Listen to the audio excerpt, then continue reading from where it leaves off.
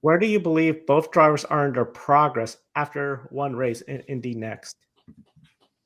Well, first of all, Joe, Ben, so excited to be back here talking with you. And most importantly, another year highlighting some incredible badass women. And yeah, kicking things right off with Indy next. I feel like we have been having this conversation of what to expect from Hailie Deegan. We've been talking about it on this show for a while now, and it's finally here. We're finally talking about her first Indy next performance and not just her transition and guessing what that transition from stock car racing to open wheel racing was going to look like.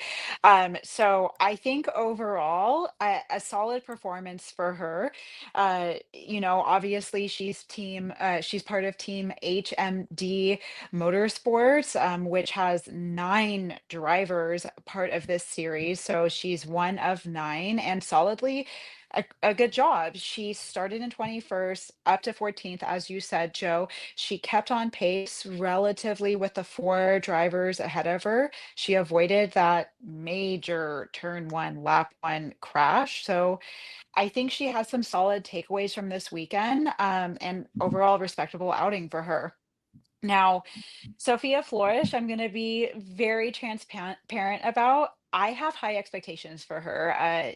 Overall, with her time here in Indy next, I will be fair and say I'm trying to have relatively conservative expectations for her first season out. But giving her a little bit of time, more races under her belt, I think she's going to be one to watch.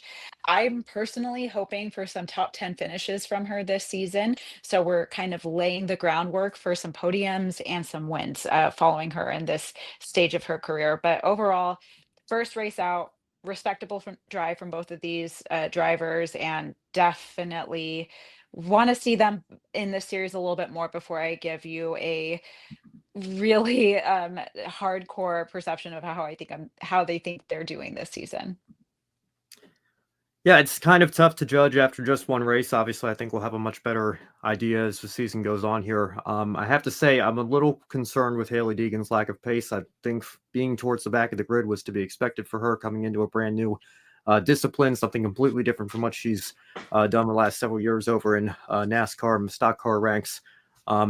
And to her credit, she did pick up quite a bit from practice to qualifying and kept the car clean during the race and came away with, I think, a solid 14th place finish, all things considered, given what it was looking like it might be as the weekend was opening up there with how far off the pace she was. But I think as you see the season go on, obviously she's going to be more comfortable with this style of car, and hopefully that gap will continue to shrink.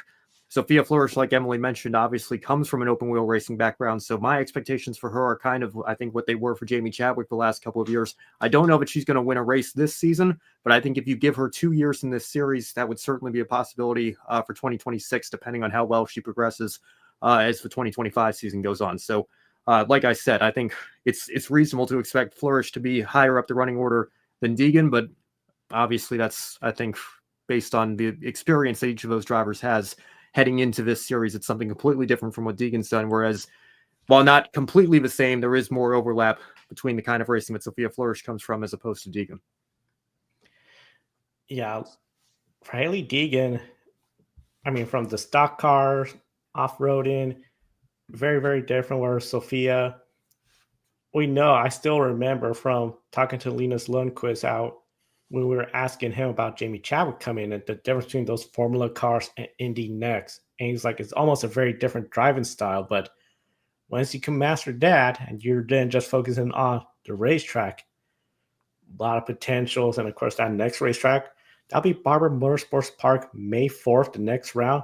A natural road course that a lot of people have compared to a circuit you would find in Europe. So again, Sophia Floersch, plenty of history racing in Europe, those natural road courses.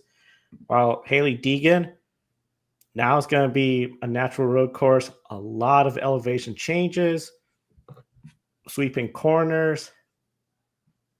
From somebody that has done primarily ovals, off-road racing, which is of course dirt, been after St. Pete, do you anticipate any noticeable change in pace, either like closer to the front, like potentially Sophia, or maybe further towards the back where Hailie Deegan some would say might be a little bit towards the back, considering this is very different. Yeah, unfortunately, I still expect Deegan to be towards the back of the field. But again, I don't know that that's necessarily based on it's a street course versus a road course. I think when it's this radically different, the fact that she has some experience on road courses, I don't know how much of a difference that's going to make as opposed to being on a street circuit. You're both, turning right and left. And, the terrain is certainly different in many respects, but it's still such a radical change that I think it's going to take her a while to pick that up and be a long process like we've talked about on this show before. Sophia Floersch, again, maybe you might see her a little bit more comfortable this weekend. Obviously, it's a second race, so you kind of have an idea of what this series is all about now. But again, like I said, I think it's going to take until we get to the midpoint of the season to have a better idea of what our weekly expectations should be for each of these drivers. Yeah, totally agree with you, Ben. I think we can expect to see Deegan back towards the back again. I do think it's important for her and her team to be measuring success or accomplishments against herself rather than placement. I mean, if we look at her first test out at Indianapolis, she was dead last in the speed test. She was not this at outing at St. Pete. So I think she needs to kind of continue to make these incremental improvements. Will the series, will sponsors, will her team, HMD Motorsports, continue to give her that grace to make incremental changes? I think that's the bigger conversation and the bigger question. If she has 3+ years to kind of get herself up to speed, pun intended, then I think that she has the opportunity to be successful. I like what you said, Ben. I'm not going to be comparing her to Jamie Chadwick, who has all of this open wheel racing in her repertoire, like Sophia Floersch does. Again, I'm going to give her grace, like we did last year when we were speculating about all of this, to have more races under her belt.